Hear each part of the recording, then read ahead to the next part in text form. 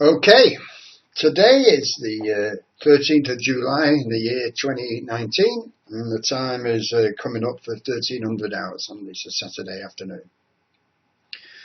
Okay, this is my new video blog that I am contemplating setting up.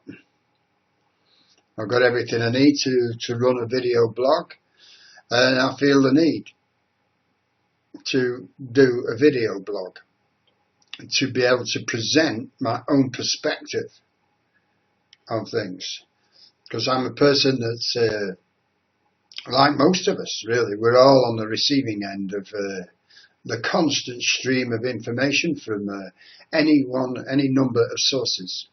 I live on my own. I have no outlet, no way to process all of the information with regards to another person, which is what I want to do, and especially on the controversial issues where, for whatever reason, the alternative points of view on any one of a number of subjects are not available. Whoever's running these things, whatever the point of view is, whether it's the controversy between cycling and walking even, there are many points of view. And what happens is that the ruling point of view wants to block out all other points of view. And I disagree with that. That's my first point of disagreement. I think the alternative points of view need to be made. This is not to say I'm saying I'm right or I'm wrong, or they're right or they're wrong. I'm saying this video blog is all about an appeal for the alternative viewpoint to be made available, especially when vested interests and all of the power trippers and the power brokers have one perspective, and they try and drown out any other perspective because they have control of the vast majority of the media outlets.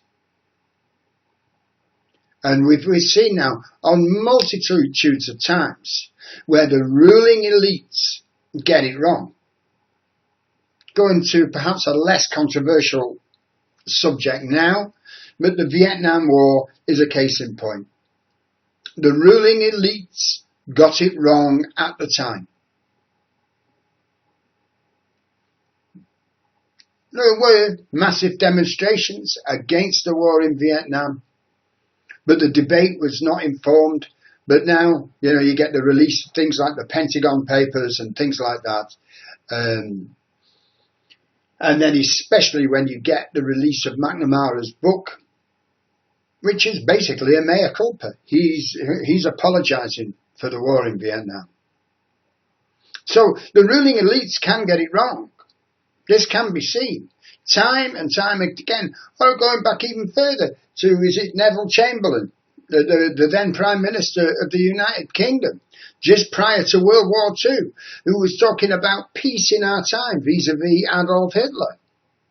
Completely wrong. Completely misread the entire situation. Again, the ruling elites like to present themselves as the Pope, as infallible on virtually every subject. They will not and do not allow criticism, but this is the way to disaster. Alternate viewpoints have to be allowed to exist and taken on board. This is why I am doing this video blog. If it gets monetized, then hallelujah. But for me, the point of doing this, I've got no followers, I've got no subscribers, I'm not making any money out of this. I'm doing this because I wish to present an alternate point of view. Now, there's a lot of people who are getting shut down in today's brave new world of massive multimedia high-tech companies. People are getting deplatformed on a massive scale. And this is unacceptable. This is unacceptable. People should be allowed to express their point of view. If a point of view, and who is to decide if a point of view is obnoxious or not? Who is to decide whether it is right or wrong? Who becomes the arbiter of these things? Somebody in government? Somebody in control of a high-tech industry who's got definite vested interests? No. Surely. My argument is there has to be an alternate point of view. It is part of even the so-called democratic way of doing things. We have the adversarial system of government. We have an opposition. It's built into the warp and the weft of our very way of life. Nothing and no one is above criticism. We have no sacred cows. Sacred cows are there to be slaughtered. And I grew up in this country. I grew up in the United Kingdom. And the issue for me, certainly when I was a young man growing up, the older people said to me, so-and-so is entitled to his opinion. And that seems to have gone out the window. Even if I totally disagree with Stephen Yaxley Lennon on a multitude, if not every issue, everything that he's opened his mouth on, I would still say that Stephen Yaxley Lennon has the right to express his point of view. And this is where I take issue with a lot of people. I'm saying, yeah, I disagree with the man. He's a largalout. But he's entitled to his opinion. And that is, to me, I'm not even saying I'm agreeing with the man. I'm saying that the man is entitled to his opinion. That is the basis of my argument. That is the basis of why I want to do this video blog. That this whole thing, because of, Yaxley Lennon has what I regarded as unacceptable points of view, that he should be silenced. I disagree. I happen to feel that he was wrong to do the Leeds court case. I happen to believe he was mistaken. And I'm sorry that he's had to go to jail. But I still say the man is entitled to his point of view. I think he was wrong to go after Islam in the way that he did. Islam is not above criticism. Neither is Christianity, neither is Judaism, neither is Hinduism, and neither is atheism. None. No worldview is beyond the reach of rational, reasonable, critical thought. And this is why I'm doing this. Now, if I have to go the way of everybody else and I get deplatformed and shut down, then so be it. But I'm just another person who's adding their voice to the chorus. Hey, we need freedom of speech. We need freedom of expression. We need the freedom to criticize. Look what happened to Adolf Hitler. Adolf Hitler would not accept criticism. Certainly in the last days of World War II, before he committed suicide, that man would not accept criticism. He had people executed for bringing in bad news. Is that the kind of society that we want? Where we execute people for daring to differ with the accepted point of view? I'm sorry. Look, I disagree. I think we need the alternate point of view. I remember reading in the Guardian newspaper when they were doing some kind of analysis of what went wrong after the Iraq war. What went wrong with government, what went wrong with the intelligence, and all of the rest of it. Because the cry from government is, we believed the intelligence at the time.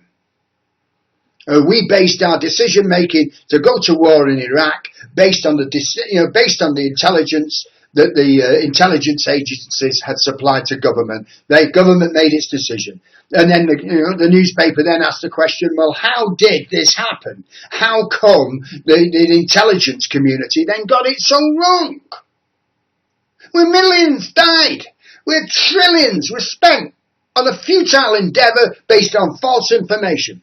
Now, the Guardian report, I can't quote it, I'm sorry, it's long gone, it's water under the bridge in one sense, but the Guardian said, got out of the intelligence community that the thing was something called group think.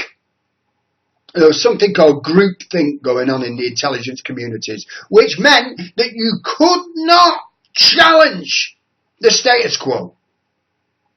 You could not challenge the prevailing orthodoxy in the intelligence community at the time. You had to fall into line. This is not a new thing. You've only got to watch films like A Bridge Too Far.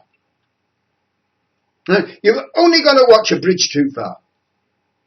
Again, one man was challenging the prevailing orthodoxy. The prevailing orthodoxy for Operation Market Garden was, it's great, we're going to go in and we're going to be victorious. There was one guy in Market Garden who said, no, there's Panzer tanks out there, let's have another look.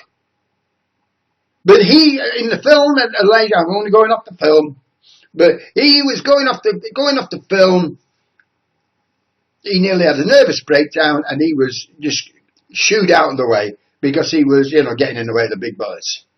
But the big boys were wrong.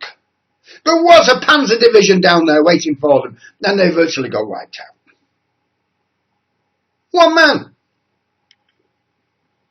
So my argument is that there seems to be plenty of precedents for challenging the ruling orthodoxy. And if the ruling orthodoxy is trying to shut us down, is trying to shut down the voice of dissent, then I think the voice of dissent needs to speak up louder. But we need to do it in a much wiser way than we've been doing in the past. Actually, Lenin was crazy to do what he did. He was right to criticise Islam, in my view. He had every right to criticise Islam. No question of it.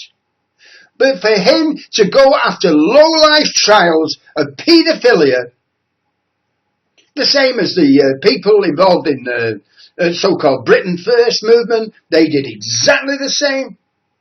They should have stuck with a high-level criticism of Islam rather than going after alleged paedophiliacs. They got it wrong. There needs to be dissent. It's not just dissent against the government. The alt-right needs to take some dissent. The alt-left, or whatever they call themselves, the left. I was a communist as a young man. I was a member of the National Union of Students. The debate was much stronger then. And now it's become a stereotype debate with the threat of violence and just vilification without any thought, without any rational discussion. And I disagree. And I think I've just got to add my voice to the entire melee, if you like, and say, well, look, I am arguing for freedom of speech and for the freedom of dissent, especially against vested interests. And that means the voice of dissent against one's boss, for crying out loud. If you feel that the company is doing things in a wrong manner, which is going to put the profits of the company in jeopardy. The right to dissent. The right to have, the right to be who I am. If I continue to operate in fear, well, I better not say this, I might lose a friendship. Or I better not say this, I might upset my family. I better not say this, I might lose my job. I better not say this, they're going to blow me brains out and decapitate me. Well, alright, so you keep the peace for a while. You keep the peace, you say nothing. So you maintain all your friendships, you maintain your family, you keep your job and you keep your head on your shoulders. Hallelujah, that's great. But sooner or later, I've got to be me. Because otherwise I'm living a lie. I'm living a lie, and that cannot be right. I need freedom of speech. Even to bring up freedom of speech. Oh, everyone says, oh no, it's not a free country anymore, mate.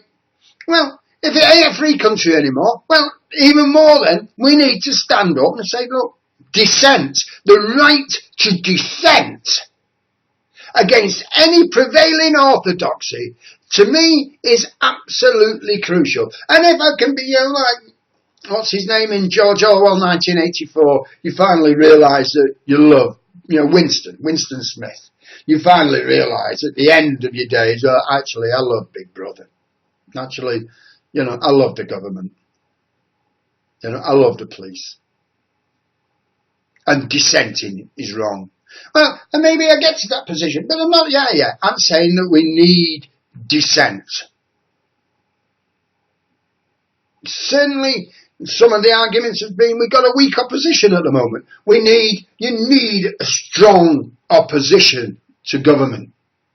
If you truly believe in something, whatever it is.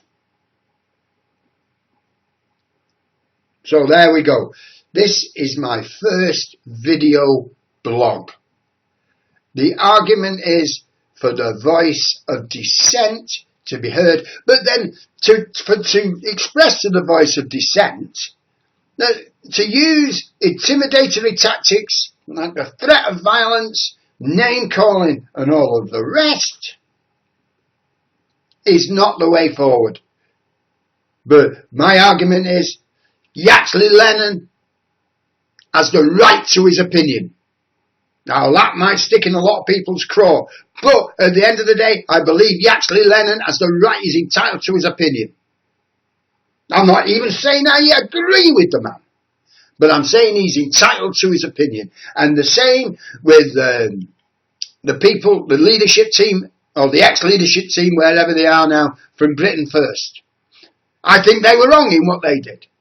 They were completely wrong in what they did. And they've gone and perhaps destroyed their positions. But at the end of the day, they are entitled to their opinion. They were not entitled to go chasing after people who are involved in court cases. And there's 2 points of view on this, and the alt-right won't even take that on board. There's 2 points of view. They've got the right bunch of Muslims, the bunch of Muslims who committed the crime.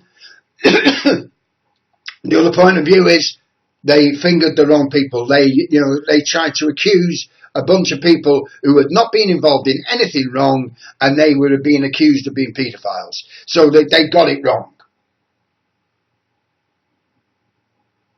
2 points of view. But they should not have done that. That was vigilante justice. If we don't it's the rule of law. You cannot go after a bunch of people who have been accused of heinous crimes and take the law into your own hands. Yes, the argument is, the authorities are doing nothing about it. The police are doing nothing about it.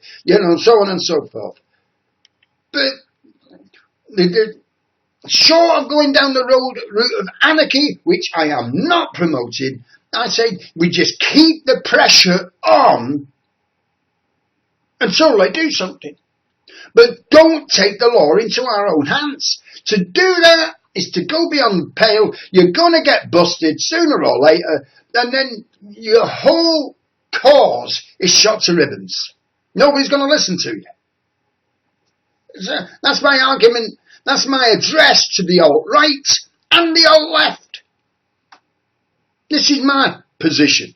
I'm fed up. I've been listening. I'm 67 years of age. I've been listening for all of my life. I'm now speaking out at the age of 67. This is what I think. After 67 years on this stinking hellhole of planet Earth. Now the church doesn't like me saying that.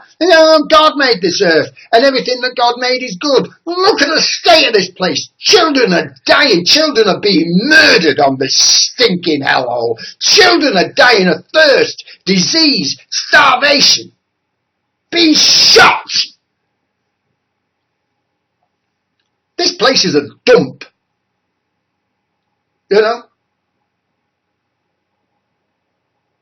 So, let's try and get this thing sorted. Let's get this thing sorted, yeah. If I, got a strong position on immigration, well, hallelujah. Whatever it is, on a strong position against immigration, for it, against it, who cares? Immigrants, they add to the equation. They make the situation more interesting if you've got lots of people from different countries. Oh, no, we don't want them. Kick them all out. Whatever. You're entitled to your point of view. The issue is let everybody have a voice, but let the debate continue in a proper way without the vilification.